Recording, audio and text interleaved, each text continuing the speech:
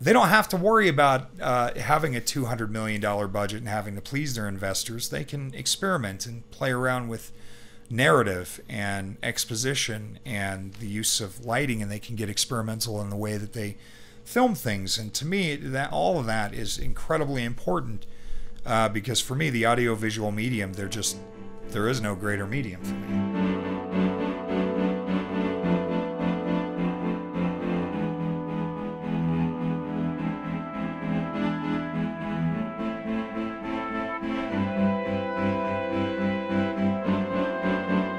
And a perfect example of that is Inception.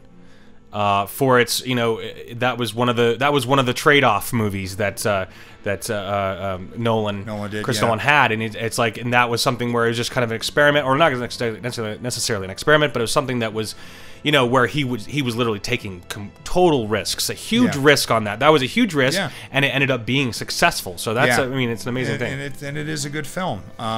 Slightly higher budget than your average, what you were referring to. Than these type of films, but I mean, Chris Nolan, coming from an independent film background, I think he brings a lot of those elements to his films. That's why his Batman films, maybe with the exception of Dark Knight Rises, Batman Begins and The Dark Knight, don't necessarily feel like comic book based films. I think The Dark Knight stands on its own, whether you like Batman or not, as just being one of the all-time great crime thrillers. I think the brilliance was that it was able to transcend those things. I mean, people who don't like comics enjoyed Batman Begins. Or don't even. Well, let's clarify. Batman comes from a long tradition of pulp costumed vigilantes. He is not a superhero. Right. He has no superpowers. So when people refer to him as a superhero, I do get slightly annoyed because we live in a world where everybody's got to wax semantics and make sure that everybody pronounces the word correctly, or symbiote, and everybody loses their flipping mind, but nobody seems to care that people call Batman a superhero. He's the world's greatest detective. He's a vigilante. He's a costume crime fighter in the tradition of the Green Hornet, the Shadow, the Phantom, the Crimson Avenger. He's not a superhero, and I think that's probably why Chris Nolan's take on Batman works even better, is because he managed to add a very realistic sort of urban setting, meaning just the big city, make basically a crime thriller that has a costume vigilante in it, But there's nothing in it that's overly far-fetched. I mean, that really, it asks you to suspend your disbelief to a certain extent, but it never pulls you over that. And that's why I think it's right up there with, Stanley Kubrick's The Killing, or some of the great heist movies of all time, Dog Day Afternoon, films like that. It really, for me, had a kind of 70s feel to it anyway. So Chris Nolan's kind of an exception to a lot of the big Hollywood filmmakers who just sort of came into the studio system as opposed to rising up through the independent ranks. And if you've seen Chris Nolan's earlier films like Following and Memento, he brings that with him. It doesn't matter if he's shooting on a $300,000 budget or a $200 million budget. I think he brings the same aesthetic and the same feel to it. If any of you fans of like the Dark Knight Rises, and Batman Begins, that trilogy, if you even liked it at all, and you haven't seen Memento, see Memento. See Memento. Memento is wow. It's you should see it. Every time I watch it, and I don't, because it's not in my top 20 or top 50 or whatever, but it is in my top 100. It's a film I've seen at least half a dozen times in the near 20 years it's been out. And every time I see it, and I revisit it every few years, I always catch new things that I never noticed before.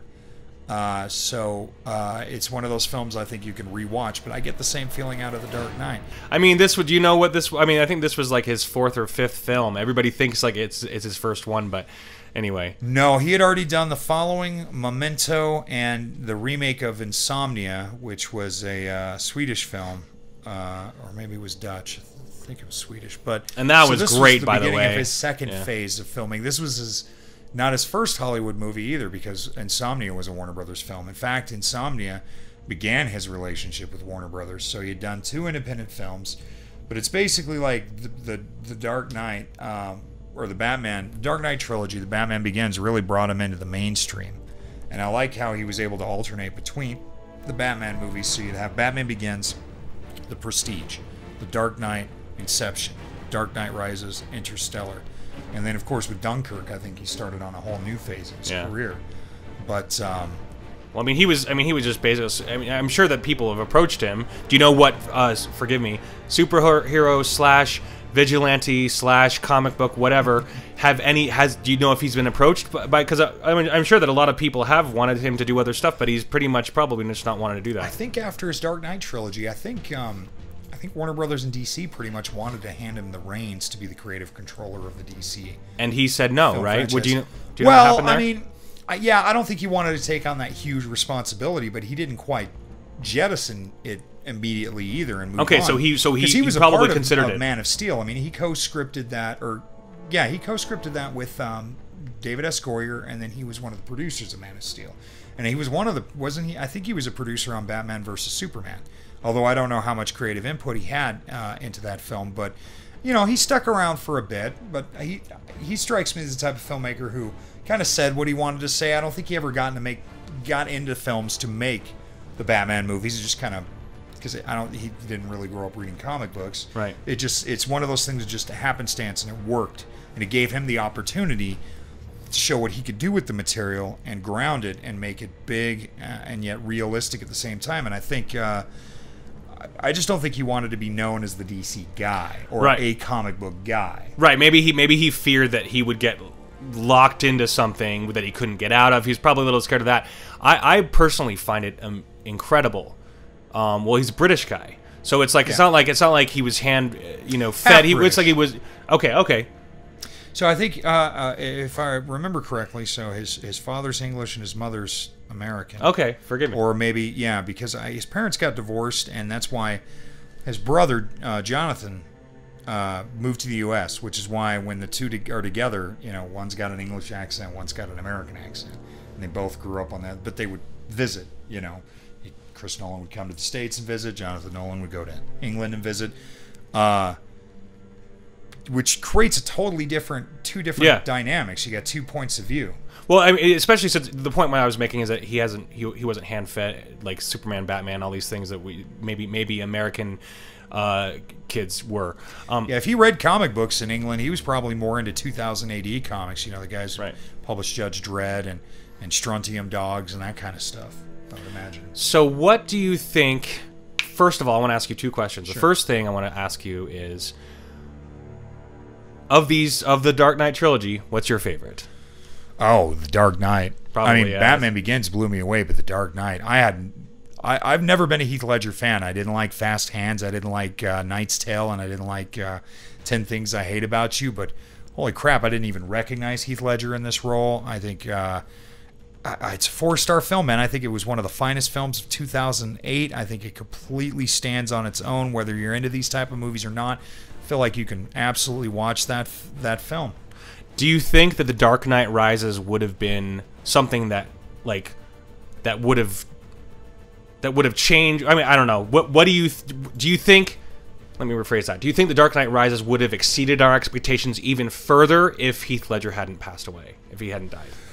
Well, honestly, I'm not sure if they ever intended for the Joker to come back for the third one. So because I haven't read, enough into the production to know whether or not that was their intention. I mean, I would like to think that his passing was definitely that they were looking to use him again. Well, apparently, from what I've read, and I read some interviews, and he said that of course, Joker was still going to be in it, and they were going to bring Harlequin. Oh wow! And he had a really cool plan ahead. The Joker was going to be still kind of the main.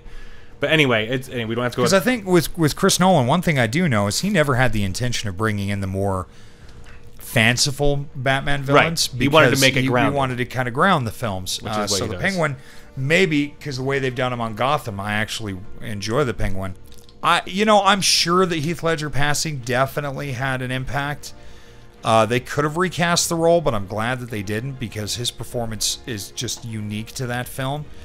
For me, the reason why The Dark Knight Rises isn't nearly as good as the first two is I feel like it suffers what a lot of third films in these franchises, trilogies, kind of suffer.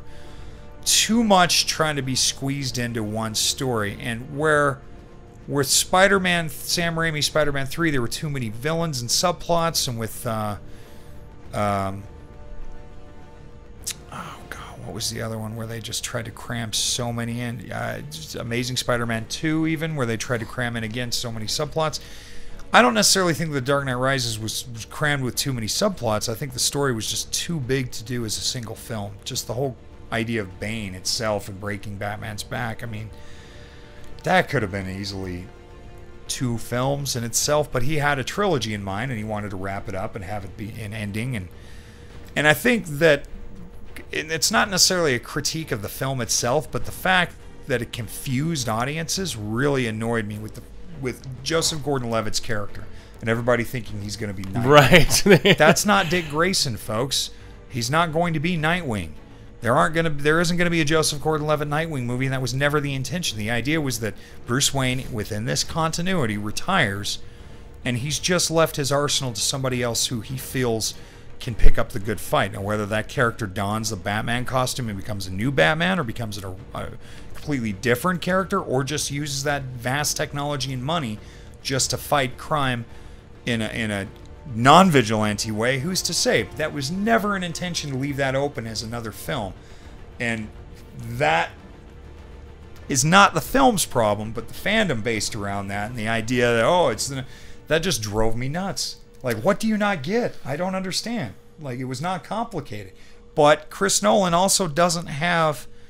He's kind of a thinking person's filmmaker in that sense, where he doesn't hold your hand and directly explain everything. And I feel like maybe he should have, just to calm people down. But, Tom Hardy did the best job he could in a kind of a silly, restrictive mask that really didn't look like... Personally, I just think Bane was not the right villain to use in his films. I think they could have... I think you're right. If Heath Ledger would have survived, it probably would have been the Joker, and maybe...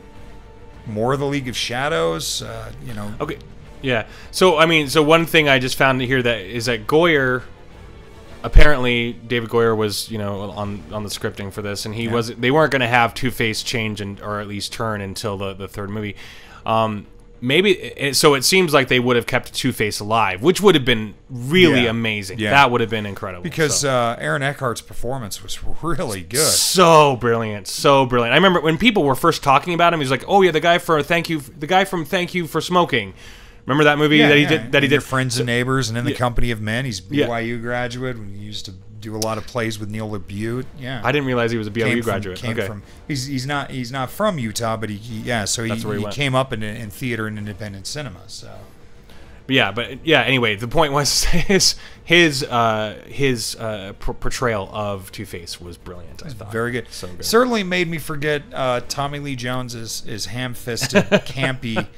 Now Tommy Lee Jones is an incredible actor, and if you've seen him in films like No Country for Old Men, and of course the Men in Black films, especially the first and third, you know what a terrific actor he is. But part of the downfall of the Schumacher era of Batman, which a lot of it was enforced by Warner Brothers and their goal to sell more toys to kids and make it more lighthearted and campy, is repeat Jack Nicholson's performance, ham it up, and his Two-Face was extreme. The makeup looked great. His origin was completely accurate. One of the few in the Tim Burton, Joel Schumacher films to have a pretty much defining origin from the comic books, but Aaron Eckhart because you can enjoy Cesar Romero's performance of the Joker, you can enjoy Jack Nicholson's and Heath Ledger's, Mark Hamill. You don't really have to compare. You can enjoy them on their own, or you can have a favorite. But to me, Aaron Eckhart is the defining Two-Face.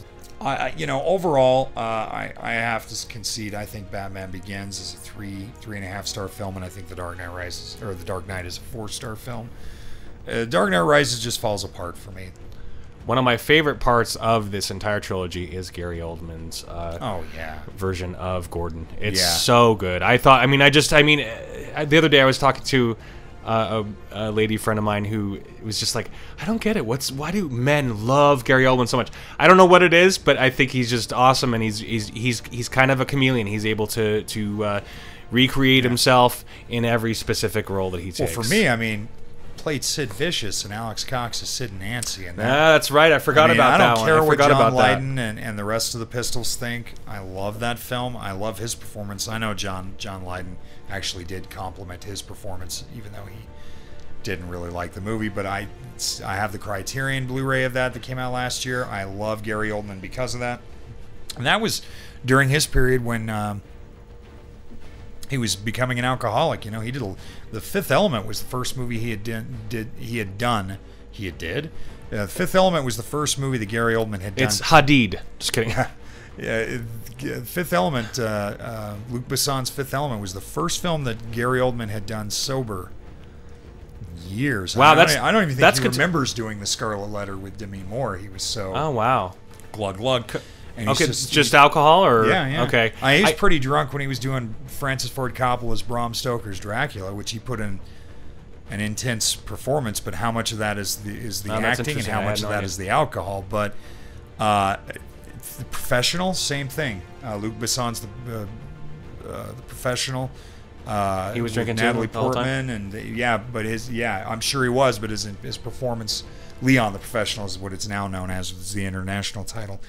His performance is so intense in that movie, and to this day, whenever I say something like, tell everybody, and somebody goes, everybody, or everyone, tell everyone, I always do his everyone, because he's just so intense. I told you, Benny. Bring me everyone. What do you mean everyone?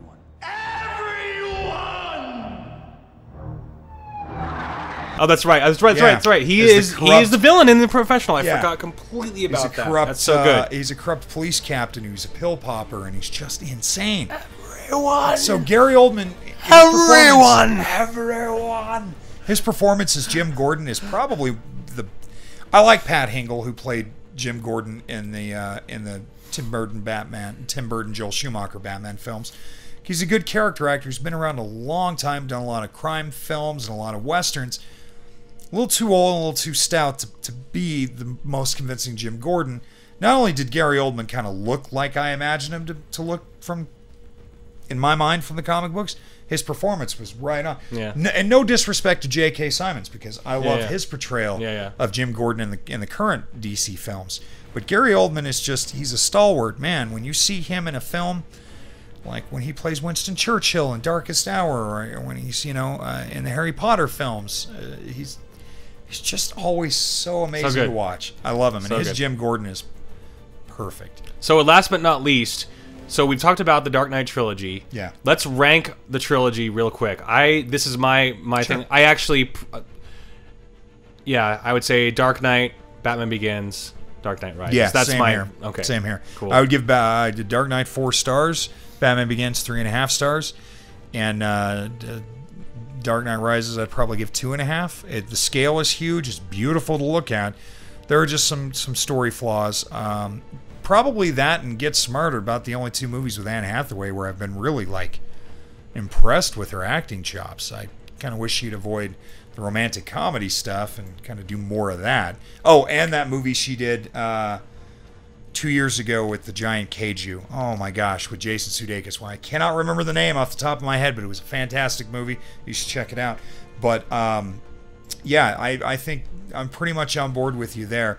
There were just so many elements of Batman Begins that I just absolutely loved. I love the slow buildup. I love how Batman doesn't actually make an appearance until an hour and 5 minutes into the movie. Yeah. And when he does, wow, it's just like he's really. I love how they're the realistic way that they approach the vigilanteism, that it's a symbol. They're hammering that in. That's what really anchored me in, and I kind of feel like that was a little bit lost by the third movie. So.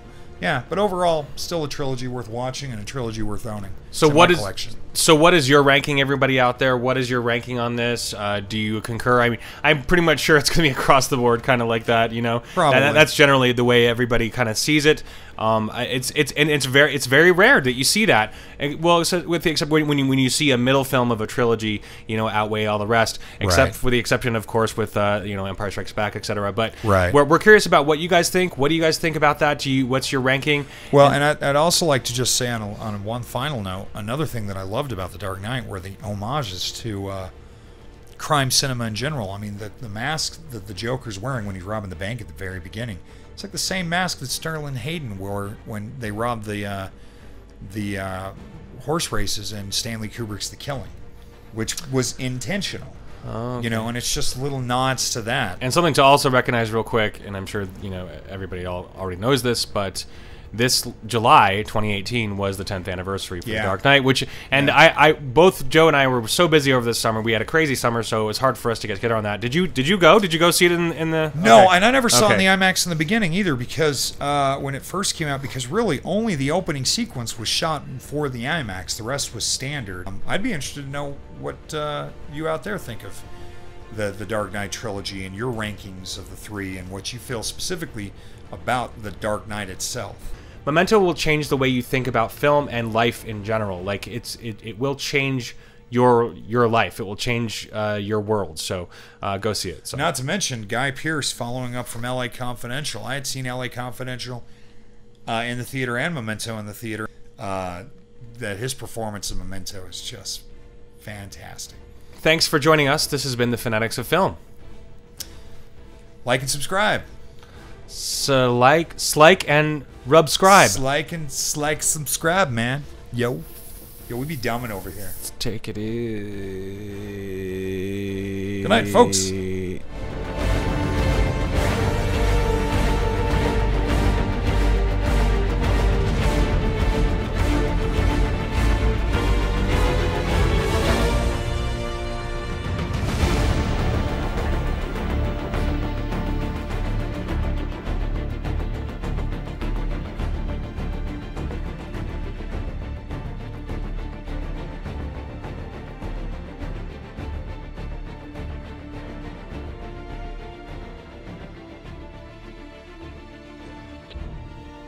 Told you.